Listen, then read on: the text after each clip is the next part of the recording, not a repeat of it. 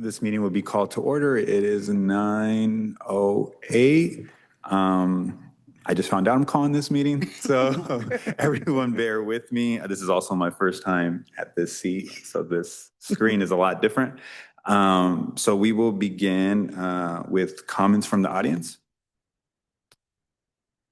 With the roll? Oh, I apologize. Okay. Yeah.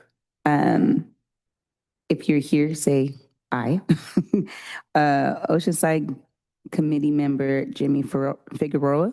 Aye. Committee Member Kelly Daveney is on her way. Committee Member Keith Blackburn. Committee Member Connor Sakati. Present.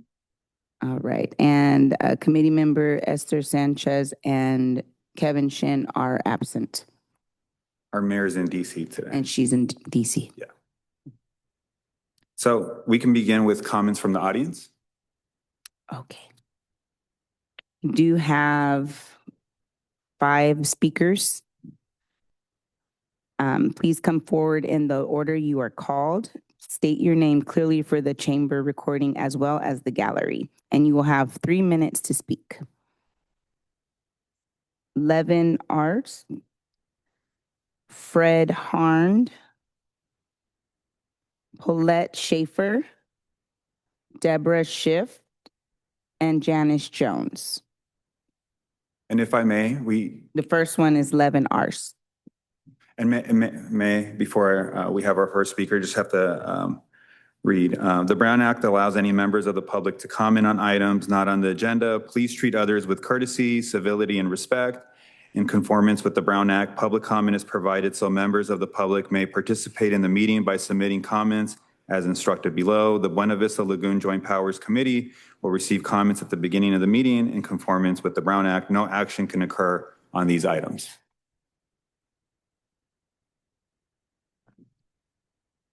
Hello? Yeah. Hi, my name is Levin Arst.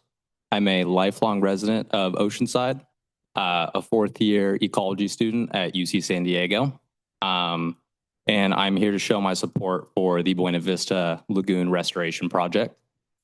I don't know how many of you guys know this, but the Buena Vista Lagoon is actually California's first ecological reserve.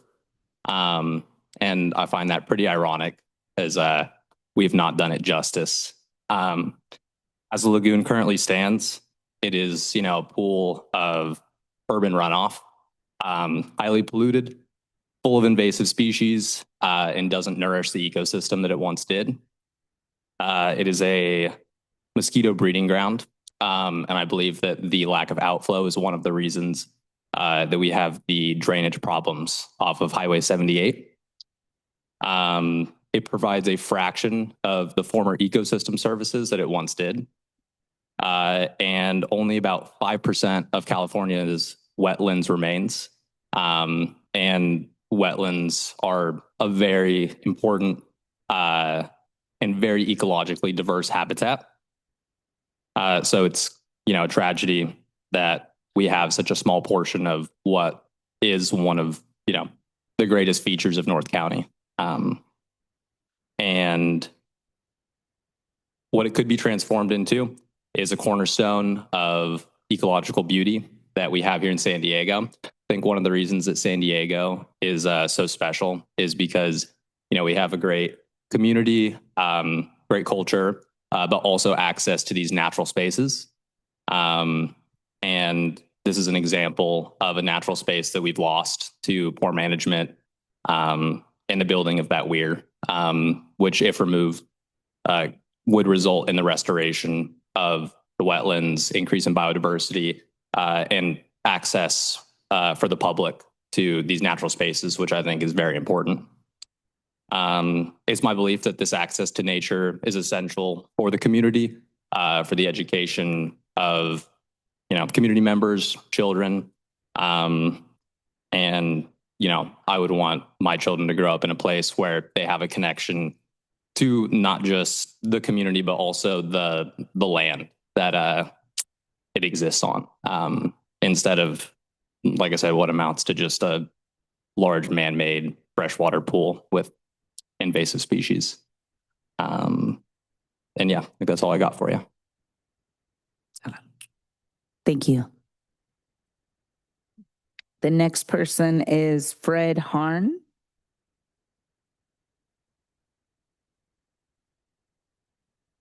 And you have 3 minutes.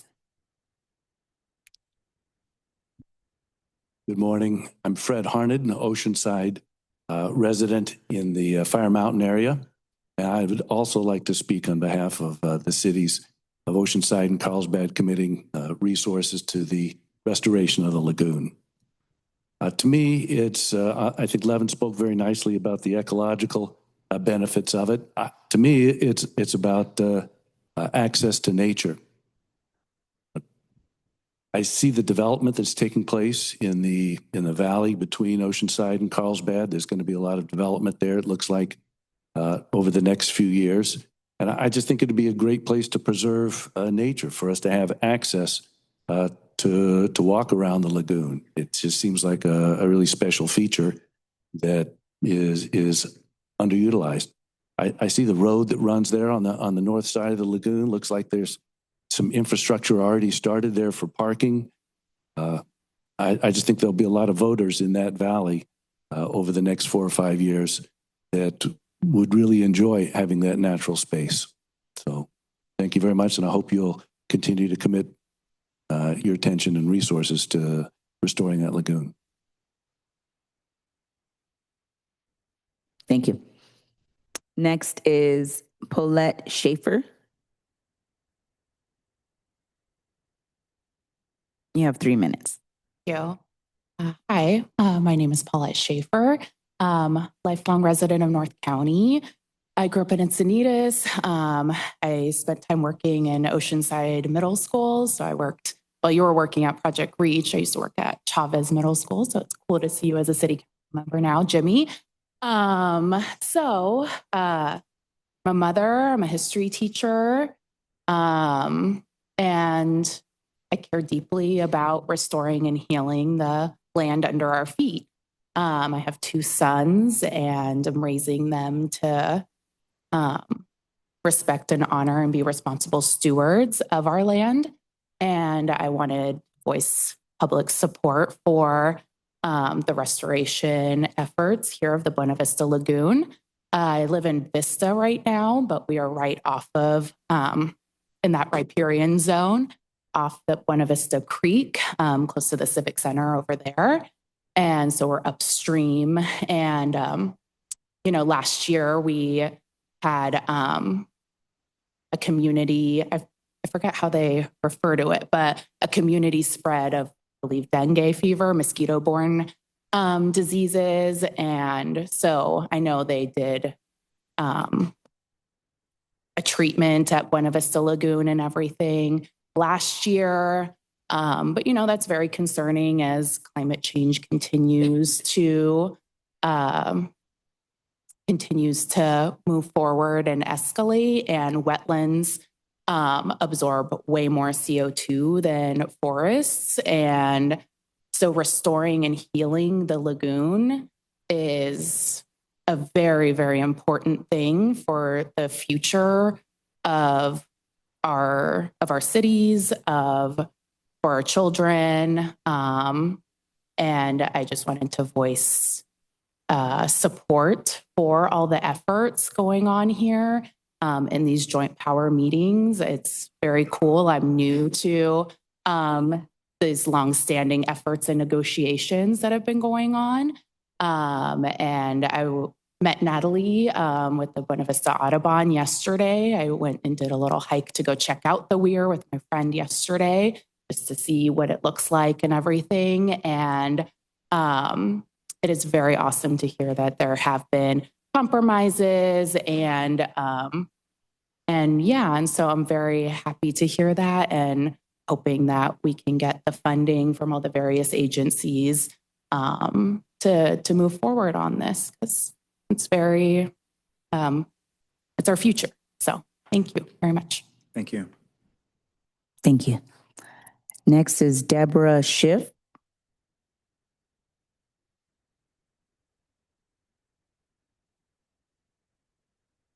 You have 3 minutes. My name is Deborah Schiff. My family has had a home near the lagoon since 1965, so we've seen Carlsbad change a great deal. During those 65 years, I was an attorney for 42 of them, was a real estate lawyer. So once I started living full-time that close to the lagoon, I started paying a lot of attention to the quality of the lagoon and the changes. And I started volunteering at the Nature Center, which, as you know, sits on the lagoon. And I had actually hoped that this portion where we could speak would happen after Natalie spoke and after I could hear the update on the restoration and all this Sandag stuff, because some of my issues might be answered by the presentation. But what I was interested in talking about today was, I know what's going on with the weir. I know the lovers of the lagoon want it down. The homeowners nearby want it up. That's been litigated, et cetera. But now, because the water cannot break through in an easy way, there's all those rocks. When we had that huge storm, it kind of diverted the water. The water did break through, hallelujah, but it took most of the beach with it. It affects the Carlsbad people, not the ocean. So the water had to turn to get to a low enough area to remove itself to the ocean. And I have always thought if we could find a way to break through those rocks and make a more natural, straight way out, we would preserve the beach and the regular flow would happen. So I don't know what you guys are called, the Joint Powers Committee. And I apologize for not really understanding what you do, but and what the powers that you have. But I don't know who keeps an eye on that area and who says, oh, this could happen or this could happen. Does it have to go through this huge thing that Natalie's doing with all the grants, $100 million cost? What about the smaller things we can do to help the water flow and, not wait for the big, huge event that's decades off because we can't afford it? So those kind of were my questions, is that what we can do in the meantime to help the water flow out to the ocean. Thank you. Thank you. Thank you. And Janice Jones. You have 3 minutes. Thank you. Good morning. My name is Janice Jones, and I am a South Oceanside property owner, South Tremont Street, and very near the lagoon. And I'm a retired Oceanside Unified School District educator. I taught at South Oceanside for many years. A highlight for my students was walking to the Nature Center to learn about the environment, the lagoon ecosystem, the wetland ecology, the wildlife, and so much more. One year, my class even worked with staff and volunteers to plant native plants along one of the pathways there. I don't know if those plants are still there, but I do know that the lagoon continues to be compromised. The community, including my former students now, adults in their 40s with children of their own, deserve to see the lagoon restored to its natural state. And the bordering cities, I believe, with the power vested in them by the Joint Powers Committee, need the mandate to support the project and have the support and funding needed to bring the project now finally to fruition for the sake of the lagoon and everyone who loves it and appreciates it.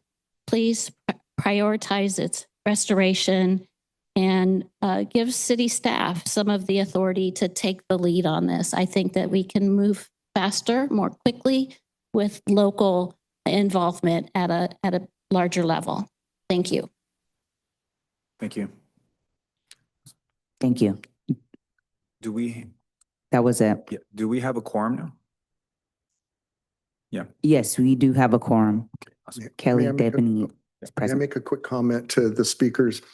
Thanks for being here, taking the time out of your day. I got saddled into this position 16 years ago. Didn't know what I was getting myself into, but I saw the lagoon. I thought, yeah, I think I could be part of that. And we had a meeting. The first meeting we had was a room full of people. And it involved, and I'll just name a few, City of Carlsbad, City of Oceanside, the Army Corps of Engineers, different water authorities, wildlife, Sandag, all kinds of environmental groups, and everyone was pulling in a different direction. And everybody was saying, well, if it doesn't go my way, then I'm not going to cooperate. And it was a mess. And we have made leaps and bounds because Sandag, Keith Greer from Sandag, normally I don't have good things to say about Sandag, but I'll tell you, Keith Greer raised his hand and said, Sandag will lead the charge on this. And from then on, we've been making progress. Sometimes it's little steps in progress, but it's been huge amounts of progress since 16 years ago. So thanks for being here and continuing to care about it and continuing to keep it in the forefront. It got to the point where the argument turned into, well, let's just cement it over and put in low-income housing. That's how bad the arguments got. So we've made leaps and bounds, and it's because of people like you who've taken the time to make sure that it stays in the forefront of our attention. So thank you for being here. Thank you, Mayor Blackburn. Now that we have a quorum, we will be reviewing the minutes from September 25, 2025, our last meeting, and asking for approval of minutes. And everyone should have a copy of the minutes. Move approval. We have a second? Oh, second. I'll second it. You seconded? I second it. Okay.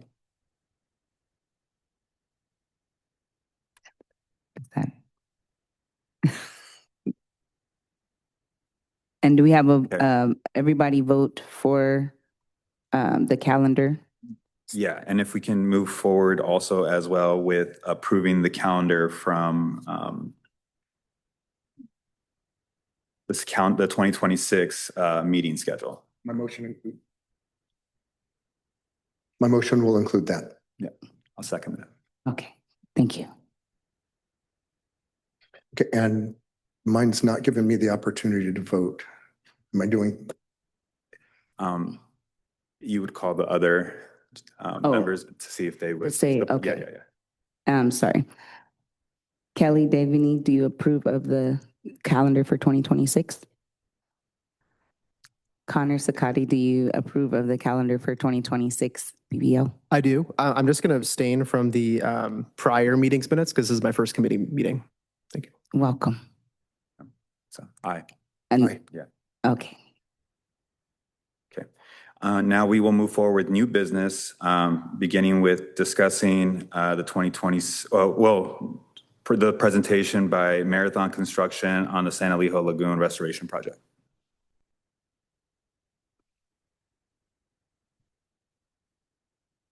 Good morning, committee members, and thank you for the opportunity to speak today.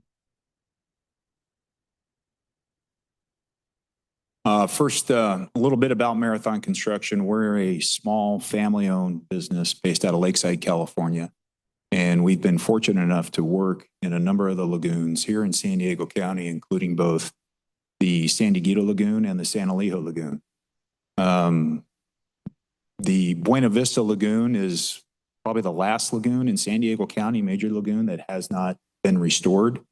We obviously, as a business, have a lot of interest in it. But as residents of the county, we have a lot of interest in the restoration of the lagoon. So today we thought we'd take an opportunity to talk a little bit about the lagoon and the potential means and methods that would be used to restore the Buena Vista Lagoon based on what we know today. So first off, we're introducing the Buena Vista Lagoon Restoration Project and its modified saltwater alternative plan. Buena Vista Lagoon, spanning about 220 acres between Oceanside and Carlsbad, is California's first state ecological reserve, as was mentioned earlier. It's a hidden natural treasure that has been deteriorating over the decades. The modified saltwater alternative plan is a high-level restoration approach that will reopen the lagoon to tidal influence by creating an ocean inlet and removing the old weir or the dam.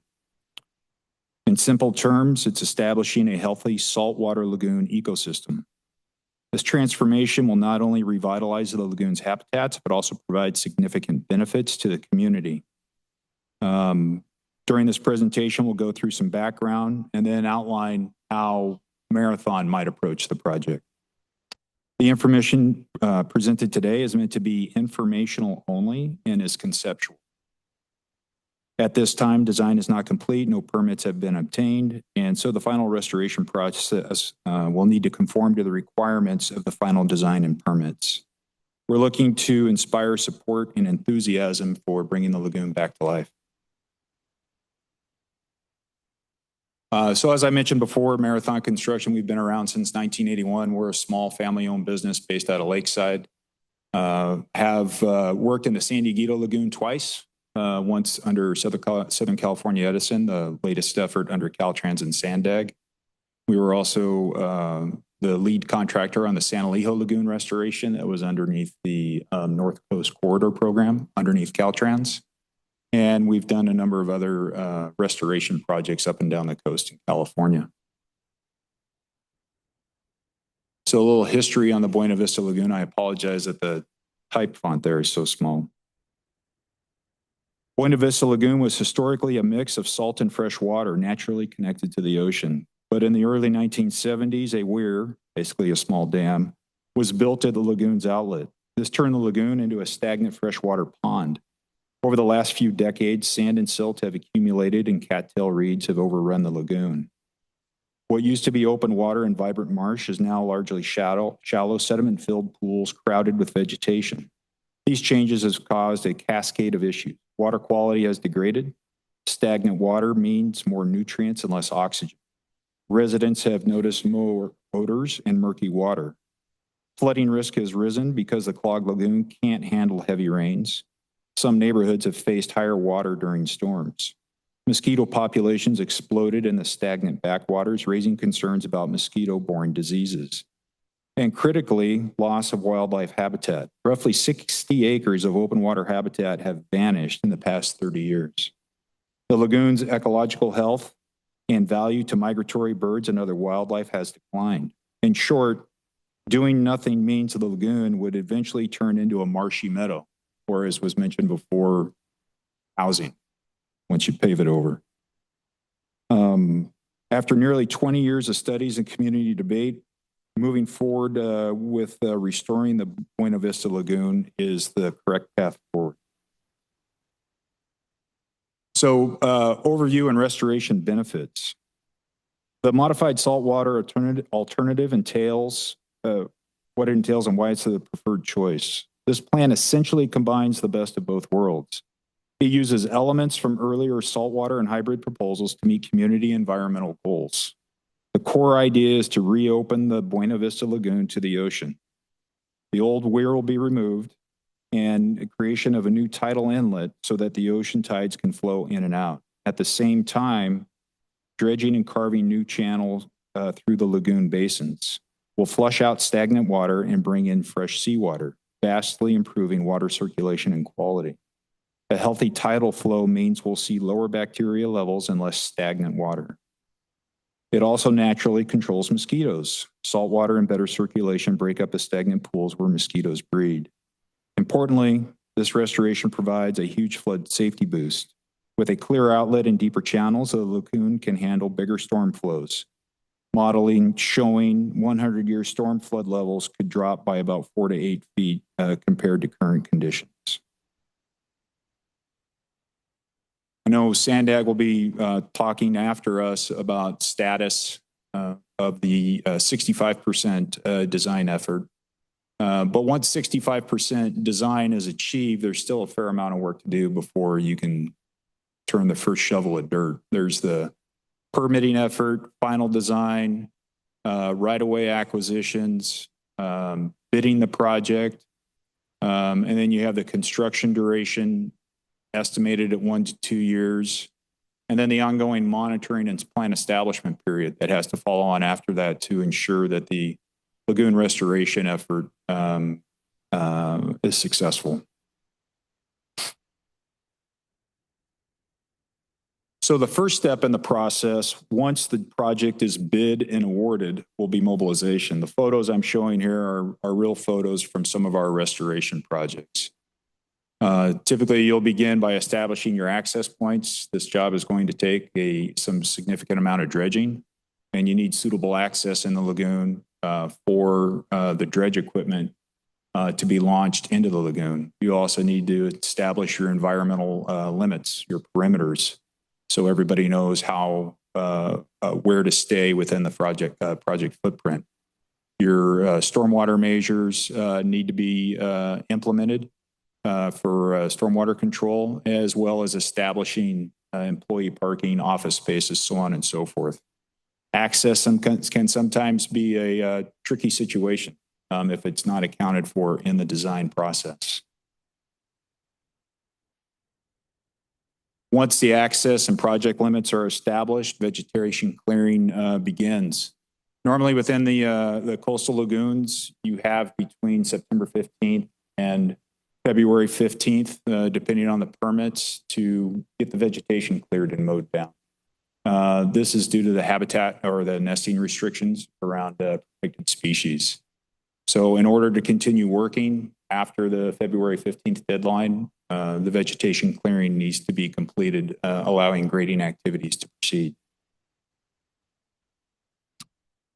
Now, one of the concepts in the Buena Vista Lagoon is this idea of an overdredge pit. The concept being is to dig a large hole basically in the middle of the lagoon, take the beach quality sand, place it on local beaches, and then leave a hole in the middle of the lagoon where you can pump the unsuitable material when you're excavating the rest of the channels and the rest of the lagoon. This is the same process that happened at San Alejo. The initial mobilization effort was to dig an overdredge pit. We put about 700,000 cubic yards of beach quality sand at Cardiff State Beach and Fletcher Cove. And then the rest of the excavation effort within the San Alejo Lagoon was placed into the overdredge pit. This significantly reduced costs as this material was not needed to be hauled off-site and disposed of, and provided a means just to keep it on the project site with the added benefit of the beach replenishment. Once the overdredge pit is complete, you begin the dredging and grading operations to the design contours within the lagoon, and that can take multiple types of equipment. On these photos here, you'll see we have a portable cutter head suction dredge in the top middle. We have amphibious excavators in the lower left, and then low ground pressure track haulers in the lower right. At San Alejo, which we expect to be similar to a process at Buena Vista, the amphibious excavators went in initially to excavate the side slopes, which have the very critical elevation requirements for the vegetation habitat, and throw that material into the central channels that are excavated to deeper elevations, which allows the dredge to come through, pick all that material up, pump it to the overdredge pit.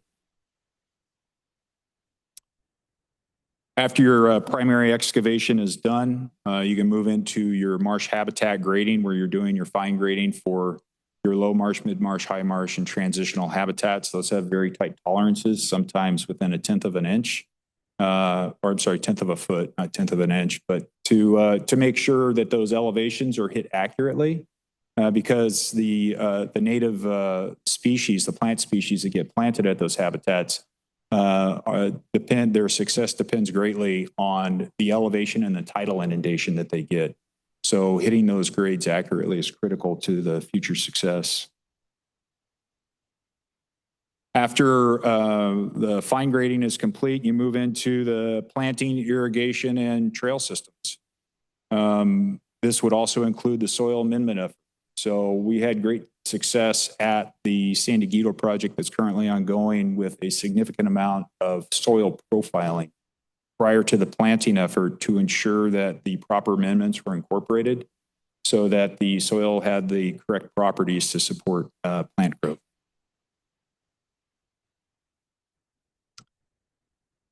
And then once the planting is complete, likely the last step of the project would be removal of the weir. So these are some examples of a couple of dike and mouth openings we've done on other lagoon restoration projects. But that's where you officially open the lagoon to the tidal exchange, right? It tends to be a big event with a lot of press coverage. Everybody's excited about it. So conclusion and next steps. The Buena Vista Lagoon project using the modified saltwater alternative is a game changer. It will have transformed a stagnant, overgrown lagoon into a vibrant saltwater marsh that our communities can be proud of. The benefits that were discussed today, from significantly reduced flood risk to improved water quality to a boom in biodiversity, all add up to a safer and healthier environment for both people and wildlife. Residents of Oceanside and Carlsbad will gain a beautiful recreational asset with boardwalks and trails, and local beaches will be wider and more resilient thanks to the sand replenishment. On a regional scale, this project helps fulfill broader conservation and safety goals. It addresses long-standing issues like vector control and supports species that are losing habitat elsewhere. The restored lagoon could even serve as a habitat bank, providing environmental mitigation credits for future infrastructure or development needs, meaning it can help facilitate other community improvements while still ensuring no net loss of habitat. This kind of multi-benefit project is exactly what the region needs as we balance growth with conservation. So what's next? The plan has been approved and preliminary engineering is underway. The next steps involve securing the remaining funding, finalizing permits with state and federal agencies, and moving into detailed design and bidding. By rallying together, we can ensure the Buena Vista Lagoon enhancement breaks ground soon. After nearly 20 years of studies and community discussion, it's time to act. Let's make this vision a reality and a legacy for future generations. Thank you for your attention today and your commitment to the restoration of the Buena Vista Lagoon. Thank you. Do we have any questions from the committee for Marathon Construction? No. I have two. With the removal of the weir, has there been communication talks already with the St. Malo community, and how would that potentially impact that neighborhood that is adjacent to the weir? I'm not informed enough to speak on that. I could probably answer that question. So yes, there's been discussions with the St. Malo community in the past. And so that's where those negotiations happened, and we arrived at that modified saltwater alternative. And so the weir removal is part of this overall Buena Vista Lagoon enhancement project at this stage. I have one more question. And then for the dredging, do we have a place on where that sand would go? A location? We're not far along enough in the design to know exactly where the material would be placed, but we expect it would be between Oceanside and Carlsbad, split on some degree. Yeah. Thank you. Yep. All right. Thank you for your time. So that was presentation. Next, we will be moving on into old business, starting with Lagoon Enhancement Project, technical studies performed, and grants discussion.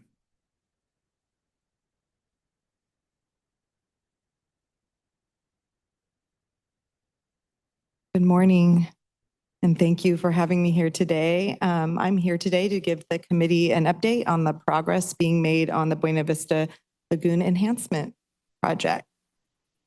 So just as a reminder, SANDAG received a total of $4 million in grant funding from the state in late 2021 in order to move the design forward for this project. And you just heard a little bit of a history. Thank you, John. Of, the modified saltwater alternative was selected. The SANDAG board certified the EIR in 2020. And so SANDAG was then tapped to move this project forward into design. So what have we been doing since 2021? We are happy to say that we completed our 30% design this past fall. And that included coordinating with landowners, with our project stakeholders, and the resource agencies to identify some of the key issues since the EIR was certified in 2020. Some of that included, for instance, like making sure we coordinated with the Buena Vista Lagoon Audubon Society. You can see on the screen, on the map, coordinating with them to make sure that we were on the same page as far as their latest design, incorporating that into our project. In addition, the 30% design included completing technical studies like updating our vegetation assessments, our bathymetry and topography, and then conducting those geotechnical studies that looked at what does the material look like in the Coast Highway Basin. As John mentioned, one of our construction techniques would be that we're proposing is to use an overdredge pit. So looking at what the soil composition was, is there sand that we can actually get out of the basin? And I think our draft estimate was over 1 million cubic yards of sand could be realized from using that overdredge pit. So our team has begun 65% design, which includes conducting all the tidal and fluvial modeling, as well as the engineering analysis. And this will lead to our final grant deliverable, which is the 65 basis of design report, which includes the plans and technical specifications for our project. And just so you know, our grant will be wrapping up in June of this year, which brings us to our next steps. So as I just mentioned, our grant will be wrapping up in June. And unfortunately, the funding that we did receive is only able to get us to the beginning of 65% design. Sandag is committed to pursuing additional funding opportunities in order to complete the 65% design. And we need an estimate $3 million to finalize that. The good news is that we were able to secure a little over $1 million through our federal earmark process. So that's just some recent good news we heard. And we are also actively pursuing state Proposition 4 funding. And we're going to be applying when their application process opens back up to mid to late March. Once 65% design is complete, the project still needs to obtain permits and finalize the engineering and design in order for it to be shovel ready. The estimate back in 2022 to move the project to construction was approximately $90 to $100 million. That's a lot of money.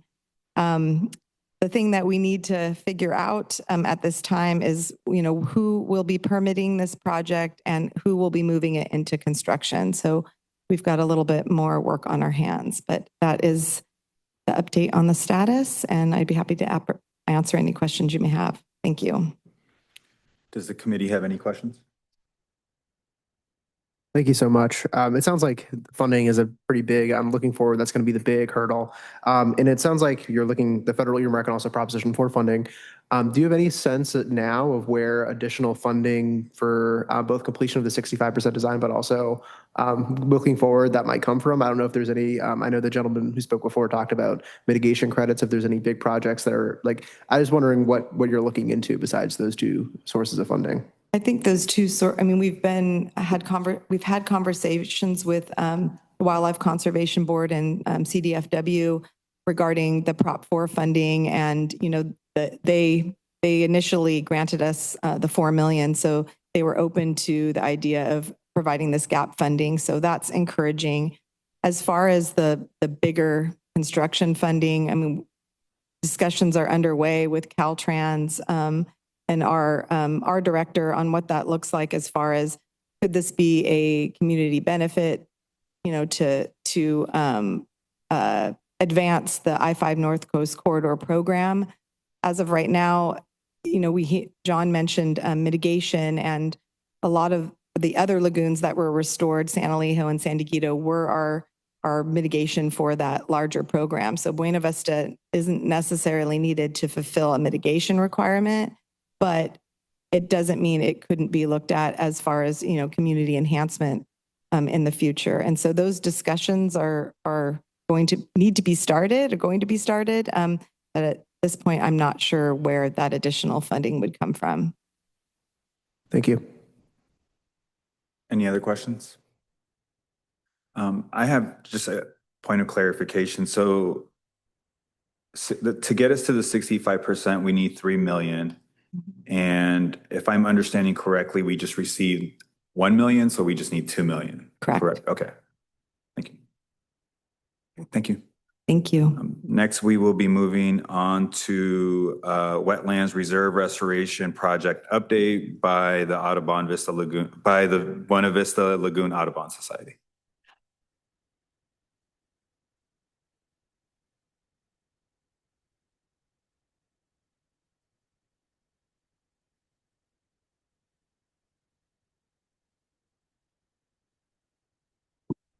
Good morning, council members, JPC council members. I'm just going to give a brief update on our project so far. The last JPC meeting, I did give an update, but I just want to give a little bit of a refresher in where we're at right now. So just a bit in the project background as a refresher. We acquired the land back in 2016 with the help of the community. And I think everybody in the room has been to this site. It's a 3.5 acre piece of land across the street from the nature center. And as you see in the map, it's directly adjacent to the larger Buena Vista Lagoon. So some of our goals are improving water quality. There's a big problem with stormwater runoff, delivering pollutants into the larger lagoon. The habitat right now is pretty degraded, so we want to improve that. Maintain coastal access. That's a huge issue for the community. The number one question I get when I talk to the community is, will we still be able to walk there? And yes, of course, and we'll improve that. And then reconnecting indigenous peoples to their ancestral homelands. And then a couple big things is accommodating for sea level rise and tying in with the separate Buena Vista Lagoon enhancement project. And Sandag, the Sandag team has been great at working with us on coordinating these two things. As you see on the map, we share a boundary with the lagoon, so we have to really tie in engineering and design and other features. And I want to note that we've been working with various indigenous nations on not just reconnecting them to the land, but they've been actively consulting on the project, on the design. And also we do various events that work on connecting their young people to the land, because healing the land also encompasses healing the people. So existing conditions, and I know this is a recap for many, and again, everyone is pretty much in the room, I think, has been there. So a lot of invasive plants. There's, back in the day when wetlands were filled in, there was imported fill that covered up the lagoon. It covered up the original wetlands. And so there's still wetlands there, but they're covered up. The trail is in very poor shape. It's hard to walk on. So we aim to improve all these issues. There are two sensitive and endangered species. The map with the green triangles show the locations of the southwestern spiny rush. And that orange star is the favored location for the annual nesting of the listed Ridgway rail bird. And for some reason, the bird really likes that location right by Coast Highway. So part of our project is to expand that habitat for the bird. Project updates. A year ago, we received the certified CEQA document at the City of Oceanside from the Planning Commission. And we work with, went through it's a part of CEQA that allows for streamlined permitting. And then we also received a regular coastal permit from Oceanside, again, that same date. And then after that, we felt ready to start meeting with the resource agencies. Before we engaged in the actual permitting, we wanted to get a heads up on, are we on the right track for this project? Do they have concerns? So before we actually jump into permitting, and they said, well, we like the overall project, except there's too much open water. Please scale back the grading. And the reason for that is because they felt there was enough open water in the larger lagoon. And they wanted, so with sea level rise, wetlands get lost. So they wanted space, and the term is called wetland migration. So providing areas for future wetlands. So they said that's very important. So please broaden that. So we did, and we came up with a modified design with scaled back grading as shown in the image on the left. So you'll see there's more, the blue is open water, the green is marsh, various levels of marsh. So there's less of the open water and more of the wetlands, marsh, and uplands. The pink represents uplands that are would be coastal sage scrub. Oh, and then the brown, that heavy brown line, that represents the proposed trail. So where we're at now, I'm getting ready to submit documents to the City of Carlsbad for permitting, because as the project involves multiple jurisdictions, not just Oceanside, but also Carlsbad. will be doing Carlsbad as well, and we'll be resubmitting to the city of Oceanside with our redesign. So on this map, this is our planting plan, which the details are difficult to see, but the overall shades of gray, black, and white represent different habitats that I mentioned in the earlier map. And the brown, that line I mentioned before, is the trail. So the key thing is the trail doesn't change. Nothing changes except the middle and lower part of the grading. So the trail, the original trail that we presented last year, as well as water quality, filtration systems, green design, which is bioswales that are vegetated with rocks. So they filter water, but also look appealing to the public and also provide wildlife habitat. So those are all there. And so what we've been doing is updating this. And the big thing is when you look the middle part to the north, you'll see there's a lot of homeowners there. And they've been concerned about privacy from the trails. So we've been working closely with them for how we can design the project so they feel that they enjoy the area but don't feel a loss of privacy. So part of that is moving the trail away from them as much as possible and also putting in shrubs that don't block their view but provide privacy. And if you can see, there's a lot of dots and circles, little ones there. Those represent all the plants and the species that the neighbors helped us on designing to put in. And then the overall project will be hydro-seeded, and then there'll be some planted containerized plant. And then this is just a detail. That image to the left, what we were hearing from the community and us as well, we like this as a view, a beautiful view of the lagoon. So on the left, it's an overlook that there's a trail that starts at the end of Broadway, and then one walks to the end where that circle is and has an overlook view, a little bit like at San Elijo Lagoon, some of the places where you can stand and look at the view. And that also keeps people from gathering away from the neighbors rather than standing right outside the neighbors and looking at the view. And then there's bioswales, kind of, you can kind of see them in the image that will filter water. And then the other trail location is the Eaton Alley opposite Angelo's. There's a trail entrance there and water filtration system there as well. And then the image to the right is a little further south, and that triangle area is a gathering area for the indigenous people. They really wanted a space where they can have healing ceremonies and just gather. And I wanted to mention the third trail entrance that it's all the way down to the right, and you'll see where we want that crosswalk, proposed crosswalk that connects the wetland reserve to our nature center. Right now, as you all know, we all run across the street and it's scary. So we know there's a study working on the crosswalk, and we hope that the location will be where it is on that map, which is directly across from the nature center. If it's anywhere else, nobody will use it, unfortunately. And then just we had a look at over time, once the lagoon is restored, the water level drops, and while it will be a saltwater ecosystem, at that time the water level will drop. So you'll see the wetlands scaled back. And then the next two images show sea level rise over time, and you just see how the water rises. So that aqua area in the first two slides, that's that space for the wetland migration I mentioned earlier, the transitional area. And so as the sea level rise occurs, you see how it moves into the transitional area.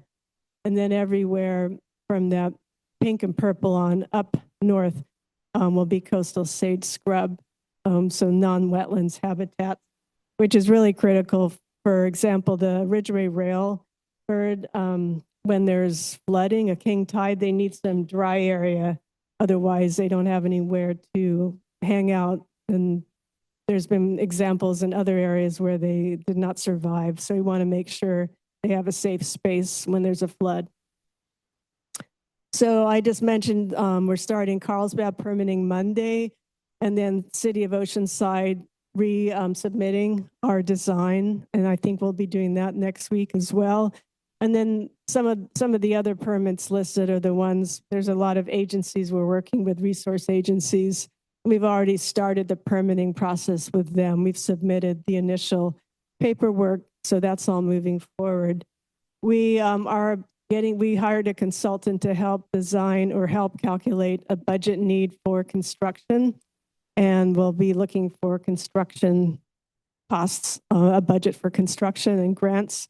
And we're hoping to begin construction the winter of 2027 through 2028. And that's my presentation. So thank you again. And any questions? Any questions from the committee? No. Thank you. Okay, thank you. Next, we will be moving on to the Buena Vista Lagoon weir repair update by the City of Oceanside Engineering.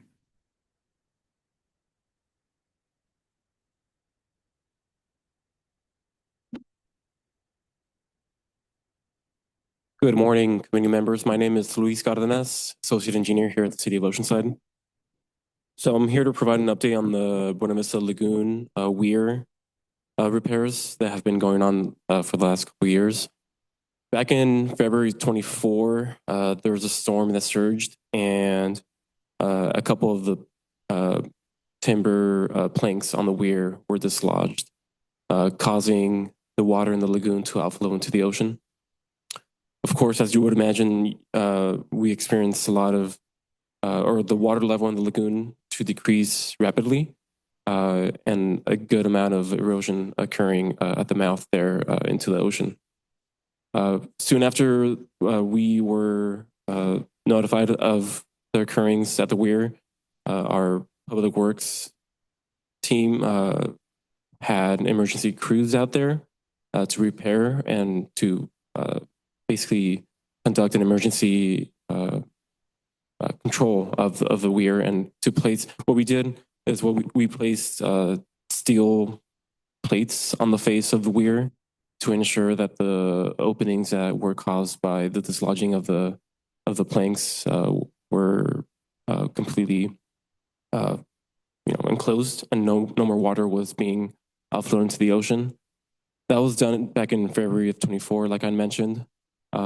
Since then, we have been working with various regulatory agencies to move forward with a more permanent repair to the weir. This would entail driving sheet piles along the face of the existing timber weir. This would provide us more of a reinforced facade of the weir, to prevent any future dislodgement of timber planks. We, like I mentioned, we are still working with regulatory agencies, which include the Army Corps of Engineers, the Regional Water Board, California Department of Fish and Wildlife, and also the Coastal Commission. So those conversations they've been ongoing. We're hoping to receive the permits later this year, and then that would allow us to then move forward with the construction of these driven steel piles that would allow us to further, fortify the facing of the timber weir. So that's a secondary reaction, moving forward from what we did back in February, which was just to install some temporary steel plates. But yeah, it was just a brief update. Just wanted to come and provide to you guys all just where we are right now, and I'm happy to answer any questions. Thank you. Any questions from the committee? No. Thank you. Okay. Yeah. Thank you. Next, we have an update, Buena Vista Lagoon maintenance by the California Department of Fish and Wildlife.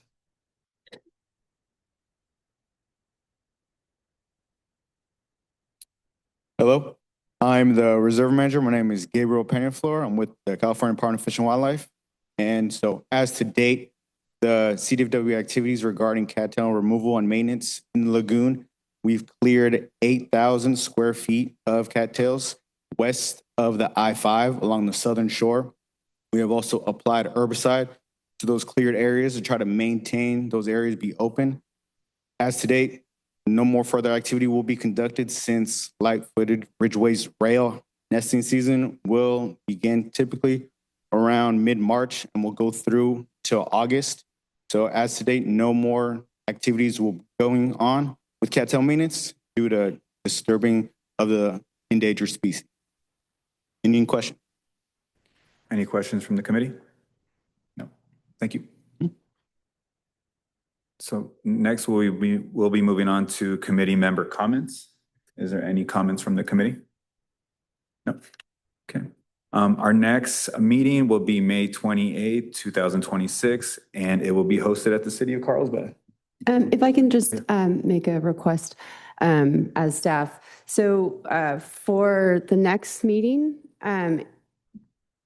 would you like to add an action item or a new business item that would discuss some of the things that were brought up today, such as which city would take the permitting lead on the Buena Vista Lagoon Enhancement Project, and or the financial obligations that Sandag is still moving forward with, but not quite met yet in order to get to that 65% design. So to just as a point of clarification for the next agenda.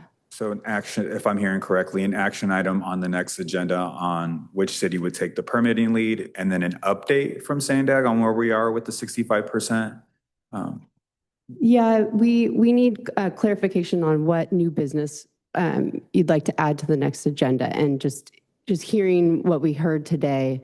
One thing that could be a new agenda item or a new business item on the next agenda would be to discuss the ownership over the lagoon and the lead agency that would be the permitting lead for the Buena Vista Lagoon Enhancement Project, because Sandag clearly stated today that once they get to that 65% design, there is going to be a need to designate who the lead agency is. Sure. Yeah, I would support moving forward with that action item for new business. Mayor? Is it reasonable to ask the staff from both cities to discuss this and make the determination if they'd be prepared by our next meeting to have that agendized? Is that reasonable, just to leave it open and leave it up to staff to decide if they're ready to agendize it? Sounds good to me. Yeah, that seems reasonable. I'm sorry, say that again? Yes, that seems reasonable. Okay, then that would be my preference. Okay. Great, thank you. All right, so our next meeting will be at the City of Carlsbad on May 28, 2026. With that being said, meeting adjourned.